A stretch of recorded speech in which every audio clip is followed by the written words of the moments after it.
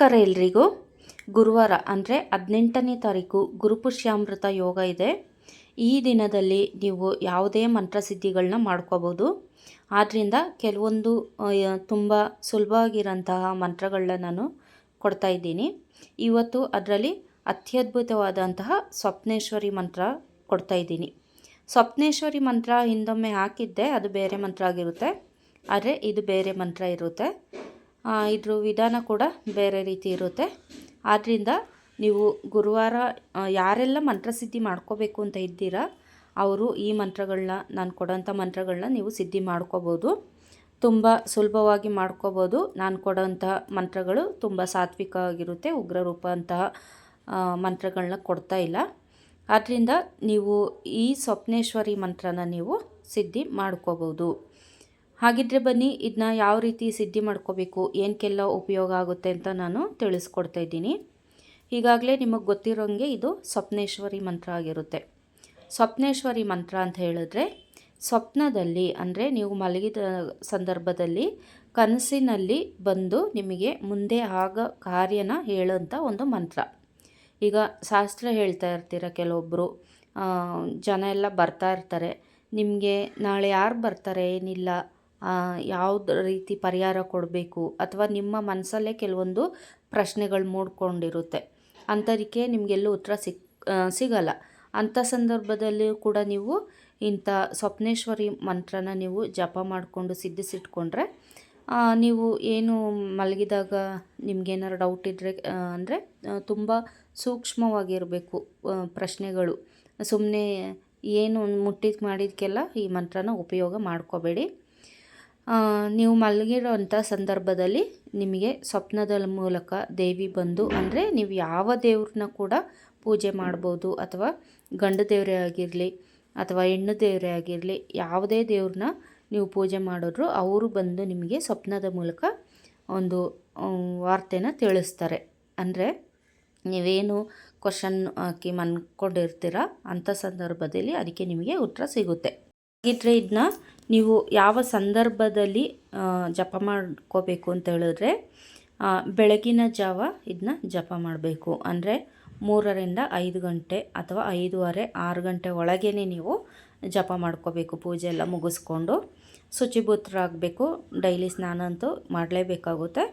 ನೀವು ಯಾರನ್ನಾದ್ರೂ ಪೂಜೆ ಮಾಡಿ, ವಾರಾಹಿನ ಪೂಜೆ ಮಾಡ್ತೀರಾ ಮಾಡ್ಕೊಳ್ಳಿ, ಮಾರಮ್ಮನ ಮಾಡ್ತೀರಾ ಮಾಡಿ, ಅಥವಾ ಈ ಎಲ್ಲಮ್ಮನ ಮಾಡ್ತೀರಾ ಮಾಡಿ, ಕಾಳಿನ ಮಾಡ್ತೀರಾ ಅವ್ರನ್ನ ಪೂಜೆ ಮಾಡ್ಕೊಳ್ಳಿ, ಶಿವನ ಮಾಡ್ತೀರಾ ಮಾಡ್ಕೊಳ್ಳಿ, ಕಾಲಭೈರವ ಆಗಿರ್ಬೋದು, ಮುನೇಶ್ವರ ಆಗಿರ್ಬೋದು, ಇನ್ನು ಅನೇಕ ದೇವರುಗಳೆಲ್ಲ ಇದೆ ಅಲ್ವಾ, ನಾರಾಯಣ ರೂಪದಲ್ಲಿರೋಂತಹ ದೇವರುಗಳಾಗಿರ್ಬೋದು. ನೀವು ಯಾರನ್ನೇ ಆರಾಧನೆ ಮಾಡಿ ಒಲಿಸ್ಕೊಂಡಿರಿ, ಅಥವಾ ನಿಮ್ಮ ಮನೆ ದೇವರ ಹೆಸರಲ್ಲಿ ಆದರೂ ನೀವು ದೇವಿನ ಆರಾಧನೆ ಮಾಡ್ಬೋದು, ಅಥವಾ ದೇವರನ್ನ ಆರಾಧನೆ ಮಾಡ್ಬೋದು. ನಿಮ್ಮ ಇಷ್ಟ, ನಿಮ್ಮ ಅನುಕೂಲಕ್ಕೆ ಯಾವ ದೇವರಾಗುತ್ತೆ ಆ ದೇವ್ರನ್ನ ನೀವು ಆರಾಧನೆ ಮಾಡ್ಕೊಂಡಿರಿ. ನಂತರ ನೀವು ಈ ಒಂದು ಮಂತ್ರ ಏನಿದೆ ಈ ಮಂತ್ರನ ನೀವು ಜಪ ಮಾಡ್ಕೋಬೇಕು. ಈಗಾಗಲೇ ಹೇಳಿದೆ ಬೆಳಗಿನ ಜಾವನೇ ಜಪ ಮಾಡಬೇಕು ಅಂತ. ನೀವು ಈ 18ನೇ ತಾರೀಕು ಗುರುವಾರ ಗುರುಪುಷ್ಯಾಮೃತ ಯೋಗ ಇರೋದ್ರಿಂದ ಅದು ನಿಮಗೆ 6 ಗಂಟೆ ಮೇಲೆ ಸ್ಟಾರ್ಟ್ ಆಗುತ್ತೆ. ಆದರೆ ನೀವು 3 ಗಂಟೆಯಿಂದ 5 ಗಂಟೆ ಒಳಗೆ ಜಪ ಮಾಡ್ಕೋಬೋದು, ಅಥವಾ 6 ಗಂಟೆ ಮೇಲೆ ಕೂಡ ಜಪ ಮಾಡ್ಬೋದು. ಯಾಕೆಂತ ಹೇಳಿದ್ರೆ ಗುರುವಾರ ಪುಷ್ಯ ನಕ್ಷತ್ರ ಇರುತ್ತೆ. ಪುಷ್ಯ ನಕ್ಷತ್ರದಲ್ಲಿ ನೀವೇನೇ ಮಾಡಿದ್ರೂ ಅದು ಪುಷ್ಕರವಾಗುತ್ತೆ ಅಂತಲೇ ಅರ್ಥ. ಈ ಗುರುಪುಷ್ಯಾಮೃತ ಯೋಗದ ಬಗ್ಗೆ ನಾನು ಹಿಂದೆ ವಿಡಿಯೋ ಮಾಡಿ ಹಾಕಿದ್ದೀನಿ, ಅದನ್ನ ನೋಡ್ಕೊಳ್ಳಿ. ಅದನ್ನ ನೋಡಿದ್ರೆ ನಿಮಗೆ ಖಂಡಿತವಾಗ್ಲೂ ಎಲ್ಲ ಪ್ರತಿಯೊಂದು ಅರ್ಥ ಆಗುತ್ತೆ. ಯಾಕೆಂದರೆ ಗುರುಪುಷ್ಯಾಮೃತ ಯೋಗ ಅಂತ ಹೇಳಿದ್ರೆ ಏನು ಅಂತ ನಾನು ಅದರಲ್ಲಿ ಕಂಪ್ಲೀಟಾಗಿ ತಿಳಿಸ್ಕೊಟ್ಟಿದ್ದೀನಿ. ಆದ್ದರಿಂದ ಆ ವಿಡಿಯೋನು ನೋಡಿ ನಂತರ ಈ ಮಂತ್ರನ ಸಾಧನೆ ಮಾಡ್ಕೊಳ್ಳಿ. ಇದ್ರ ಜೊತೆಗೆ ಇನ್ನೂ 3-4 ದಿನಗಳ ಕಾಲ ಬೇರೆ ಬೇರೆ ಮಂತ್ರ ಕೊಡ್ತೀನಿ. ಯಾವುದಾದ್ರು ಒಂದನ್ನು ನೀವು ಸಾಧನೆ ಮಾಡ್ಕೋಬೋದು. ಎಲ್ಲ ಮಂತ್ರನೂ ಒಟ್ಟಿಗೆ ಸಾಧನೆ ಮಾಡೋಕ್ಕಾಗಲ್ಲ, ಒಂದನ್ನೇ ಮಾಡ್ಕೋಬೇಕು. ಈ ಮಂತ್ರನ ನೀವು ಬೆಳಗಿನ ಸಂದರ್ಭದಲ್ಲಿ ಜಪ ಮಾಡಬೇಕು ಅಂತ ಹೇಳಿದ್ನಲ್ಲ, ಬೆಳಗ್ಗೆ ಆದರೂ ಮಾಡ್ಕೊಳ್ಳಿ ಅಥವಾ ಸಂಜೆ ಆದರೂ ಮಾಡ್ಕೊಳ್ಳಿ. ಅಂದರೆ ಗುರುವಾರ ಸಂದರ್ಭದಲ್ಲಿ ಮಾತ್ರ, ಯಾಕೆಂತ ಹೇಳಿದ್ರೆ ಅವತ್ತು ಗುರುಪುಷ್ಯ ಇರೋದ್ರಿಂದ. ನಂತರ ಮಾರನೇ ದಿನದಿಂದ ನೀವು ಬೆಳಗ್ಗೆ ಆದರೂ ಮಾಡ್ಕೋಬೋದು ಅಥವಾ ಸಂಜೆ ಆದರೂ ಮಾಡ್ಕೊಳ್ಳಿ, ತೊಂದರೆ ಇಲ್ಲ. ಯಾಕೆಂತ ಹೇಳಿದ್ರೆ ಇದು ನೈಟಲ್ಲಿ ಕನಸಲ್ಲಿ ಬಂದು ಹೇಳೋಂಥ ಮಂತ್ರ ಆಗಿರೋದ್ರಿಂದ ನೈಟಲ್ಲಿ ಜಪ ಮಾಡಿದ್ರೆ ಏನೂ ತೊಂದರೆ ಇಲ್ಲ. ನಂತರ ಇದಕ್ಕೆ ದೀಕ್ಷೆ ಏನಾದ್ರು ಬೇಕಾ ಅಂತ ಹೇಳಿದ್ರೆ ಏನು ಬೇಡ, ಗುರು ದತ್ತಾತ್ರೇಯರನ್ನ ನೆನೆಸ್ಕೊಳ್ಳಿ. ಆಮೇಲೆ ನೀವು ಯಾವ ದೇವ್ರನ್ನ ಸಂಕಲ್ಪ ಮಾಡಿಕೊಂಡು ಈ ಮಂತ್ರ ಜಪ ಮಾಡ್ತೀರಾ ಆ ದೇವಿ ಅಥವಾ ದೇವರು ಯಾರಾದರೂ ಸರಿ, ಅವ್ರನ್ನ ನೆನೆಸ್ಕೊಂಡು ನೀವು ಉತ್ತರಾಭಿಮುಖವಾಗಿ ಕೂತ್ಕೊಂಡು ಜಪ ಮಾಡಬೇಕು. ಖಾಲಿ ನೆಲದ ಮೇಲೆ ಕೂತ್ಕೊಂಡು ಜಪ ಮಾಡಬಾರ್ದು. ಇದ್ರ ಬಗ್ಗೆ ಕೂಡ ನಾನು ಹಿಂದಿನ ವಿಡಿಯೋದಲ್ಲಿ ಹೇಳಿದ್ದೀನಿ. ಆ ವಿಡಿಯೋನ ಕಂಪ್ಲೀಟಾಗಿ ನೋಡಿ. ಆಗ ಮಾತ್ರ ನಿಮಗೆ ಮಂತ್ರಗಳನ್ನ ಯಾವ ರೀತಿ ಜಪ ಮಾಡಬೇಕು, ಸಿದ್ಧಿ ಮಾಡ್ಕೋಬೇಕು ಅಂತೆಲ್ಲ ನಿಮ್ಗೆ ಅರ್ಥ ಆಗುತ್ತೆ. ನಂತರ ಈ ವಿಡಿಯೋ ನೋಡಿಬಿಟ್ಟು ಈ ಮಂತ್ರನ ಜಪ ಮಾಡ್ಕೊಳ್ಳಿ. ನಂತರ ನೀವು ಇದೆಲ್ಲ ಸಿದ್ಧಿ ಆಯಿತು ಅಂತ ಹೇಳಿದ್ರೆ ನೀವು ಮಲಗೋ ಟೈಮಲ್ಲಿ ನಿಮಗೆ ಏನಾದರೂ ಒಂದು ಡೌಟು ಕ್ವಶನ್ ಇದ್ದರೆ ಅಂಥ ಸಂದರ್ಭದಲ್ಲಿ ಮತ್ತೆ ನೀವು ಮಲಗೋ ಸಮಯಕ್ಕೆ 108 ಬಾರಿ ಇದನ್ನ ಜಪ ಮಾಡಿ ದೇವ್ರನ್ನ ನೆನೆಸ್ಕೊಂಡು ನೀವು ಮಲ್ಕೋಬೇಕು.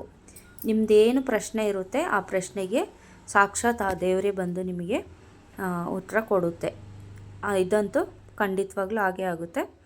ಹಾಗೆ ಮಂತ್ರದ ಜಪ ಸಂಖ್ಯೆ ಎಷ್ಟು ದಿನಗಳ ಕಾಲ ಮಾಡಬೇಕು ಅಂತ ಹೇಳಿದ್ರೆ, ನೀವು ಗುರುಪುಷ್ಯಾಮೃತದಲ್ಲಿ ಅಂದರೆ ಆ ದಿನ ನೀವು ಸಾಧನೆ ಮಾಡೋಕ್ಕೆ ಕೂತ್ಕೋತೀರ, 48 ದಿನಗಳ ಕಾಲ ಮಾಡಬೇಕಾಗುತ್ತೆ. ಹಾಗೆ 1.25 ಲಕ್ಷದಷ್ಟು ಮಾಡಬೇಕು. ಬ್ರಹ್ಮಚರ್ಯ ಅನ್ನೋದು ಪಾಲನೆ ಮಾಡಬೇಕು. ಮಾಂಸಾಹಾರಗಳನ್ನ ತಿನ್ಬೋದಾ ಅಂತ ಕೇಳಿದ್ರೆ ಇಲ್ಲ, ಮಂತ್ರ ಸಿದ್ಧಿ ಆಗೋವರೆಗೂ ನೀವು ಅದನ್ನ ತಿನ್ನೋ ಹಾಗಿಲ್ಲ. ಮಂತ್ರ ಸಿದ್ಧಿ ಎಲ್ಲ ಮಾಡ್ಕೊಂಡಾದಮೇಲೆ ನೀವು ತಿನ್ಬೋದು, ತೊಂದರೆ ಏನಿಲ್ಲ. ಅವರವರ ಆಹಾರ ಪದ್ಧತಿ ಅವರವರಿಗೆ ಸೇರಿದ್ದು. ಇದಿಷ್ಟು ಈ ಮಂತ್ರದ ಒಂದು ಉಪಯೋಗ ಆಗಿರುತ್ತೆ. ನಿಮಗೆ ಯಾವುದೇ ರೀತಿಯಾದ ಪ್ರಶ್ನೆ ಇದ್ದರೂ ಕೂಡ ಕಮೆಂಟ್ ಬಾಕ್ಸಲ್ಲಿ ತಿಳಿಸಿ, ನಾನು ಅದಕ್ಕೆ ಉತ್ತರ ಕೊಡ್ತೀನಿ. ಹಾಗೆ ಈ ಮಂತ್ರನ ನಾನೊಮ್ಮೆ ಹೇಳ್ತೀನಿ, ಅದೇ ರೀತಿ ನೀವು ಹೇಳ್ಕೊಳ್ಳಿ. ಓಂ ಕ್ಲೀಂ ಸ್ವಪ್ನೇಶ್ವರಿ ಕಾರ್ಯ ಮೇ ವದ ಸ್ವಹ. ಓಂ ಕ್ಲೀಂ ಸ್ವಪ್ನೇಶ್ವರಿ ಕಾರ್ಯ ಮೇ ವದ ಸ್ವಹ. ಓಂ ಕ್ಲೀಂ ಸ್ವಪ್ನೇಶ್ವರಿ ಕಾರ್ಯ ಮೇ ವದ ಸ್ವಹ. ಈ ರೀತಿಯಾಗಿ ನೀವು ಡೈಲಿ ನಿಮ್ಮ 48 ದಿನಕ್ಕೆ 1.25 ಲಕ್ಷಕ್ಕೆ ಎಷ್ಟು ಬರುತ್ತೆ ಅಂತ ಲೆಕ್ಕ ಹಾಕ್ಕೊಂಡು ಎಷ್ಟಾಗುತ್ತೆ ಅಷ್ಟು ಬೆಳಗ್ಗೆ ಆದರೂ ಜಪ ಮಾಡಿ ಅಥವಾ ಸಂಜೆ ಆದರೂ ಜಪ ಮಾಡಿ. ಇಲ್ಲಾಂದರೆ ಬೆಳಗ್ಗೆ ಸಂಜೆ 2 ಟೈಮಲ್ಲೂ ನೀವು ಜಪ ಮಾಡಿಕೊಂಡು ಬೇಗ ಮುಗಿಸ್ಕೋಬೋದು.